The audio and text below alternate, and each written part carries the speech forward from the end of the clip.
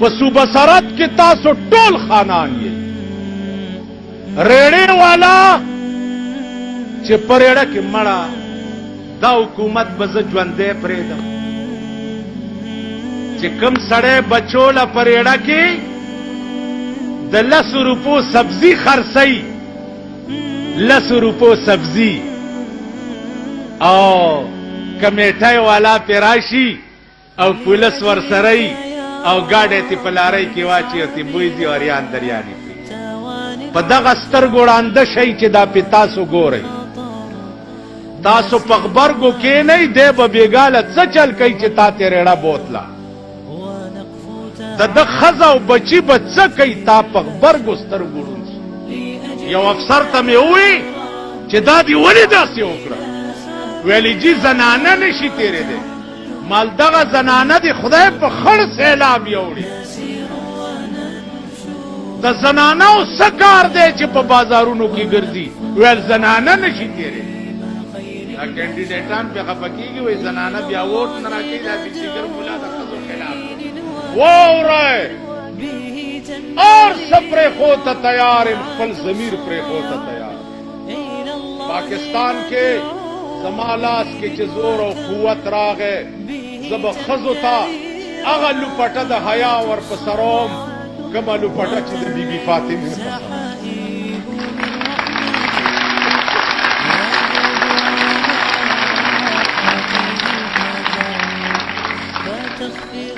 بی بی فاطمه چې وفات کېده وصیت یې وکړ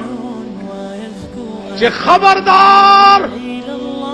چې زما جنازه چرته د ورځې اوچته نه کوي زما جنازه چې هدیرې ته چرته د ورځې یونس ولې زما جنازه به د شپې اوچته وای او بیا به مې په کټ د پاسه ډولۍ جوړه کوي او څادرې به پې واچوی نو د شپې به جنازه ځکه وړی او ډولۍ به پې ځکه جوړه کوي چې زما د کفن ټوټم چرته پردی سړی ونه ګوري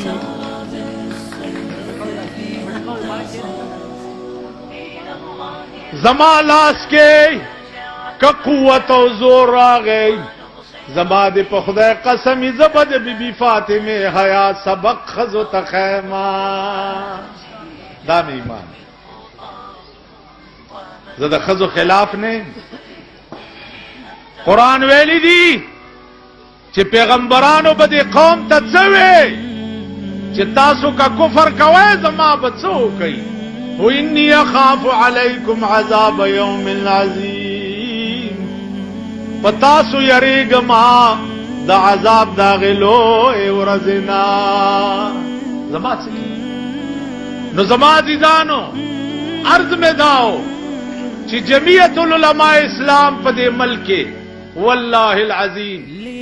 که شوق لري د حکومت یا شوق لري مونږ په صدام وای خلق چې دوی اسلام نه غواړي اسلام آباد غواړي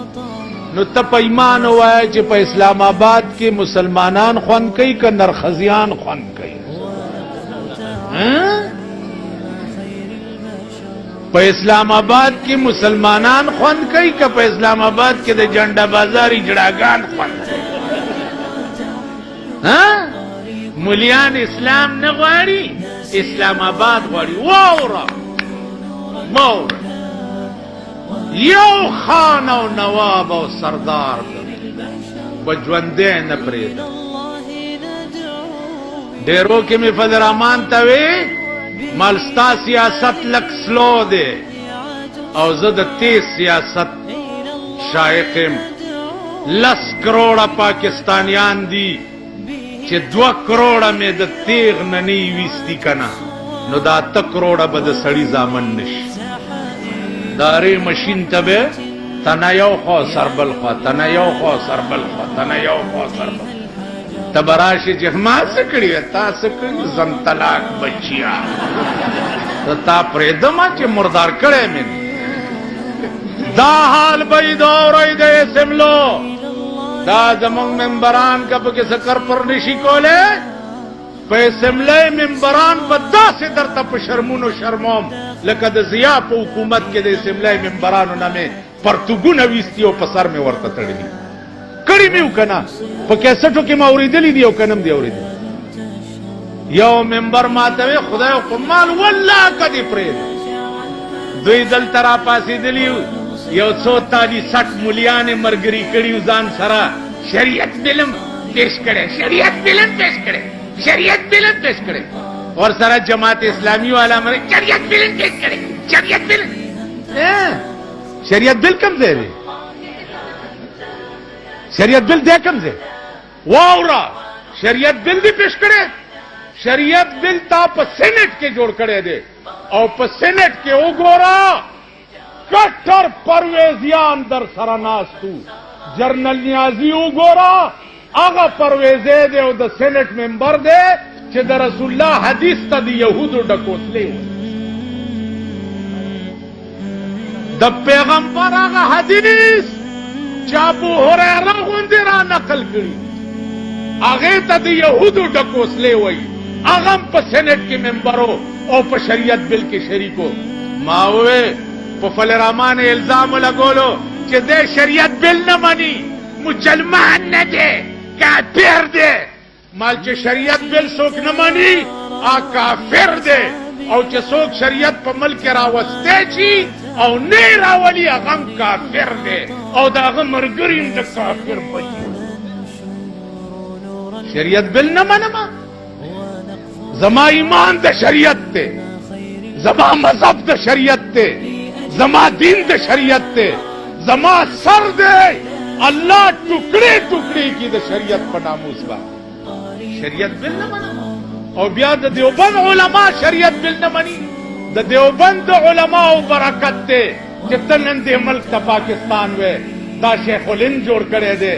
دا مولانا مفتی محمود مولانا حسین احمد مدنی جوړ کړی دی دا مفتی کفایت الله جوړ کړی دا مولانا ابوالکلام آزاد جوړ کړی دا مولانا غلام غوث هزاروی جوړ کړی پاکستان د پیرنګیانو تالی سټو نه دی جوړ کړی پیرنګیان خو چې تله خپلو پر کټو ته ملک حواله کړو دشمنانو له چرته ملک ورکړو دیکھو وګوره په هندوستان کې اول د پیرنګي خلاف تحریک چې و هغه چا روان کړو شیخ الهند علماء دیوبند روان کړو د دیوبند نقشه چا چولې کېدا دا جناب محمد رسول الله چولې دا د شپې براغه او ول به دا دیوال داسې کېدی دا داسې کېدی علما لیکي چې په خدای قسم چې سار به مونږ وکړو د پیغمبر قدمونه بالته موجود دیوبند یو قلعه جوړه و په هندوستان کې د لندن د ویشتو د پاره پاکستان خو د دیوبند علماو جوړ کړی دی نن د پاکستان تالی سټو د انګریز پر کټو د دیوبند مليانو ته وایي چې دا هندو مزاج خلق دی او دا د نجړي پاکستان خلاف دي نجړي پاکستان دلته یو چیف منسټرو قیوم خان نامه و زه یو کال قید کړی ما لاړو جنازه مې وکړه چا چې زنی ولې هم ټول غرق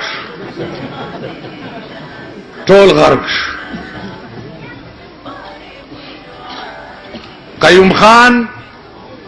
علماء دیوبند تبوی چې دا د نظریه پاکستان خلاف دي نو ماوی چې نظریه پاکستان خو تاسو په خپل ویلي چې لا اله الا الله دا نو د لا اله الا الله خلاف تاسو یې کوم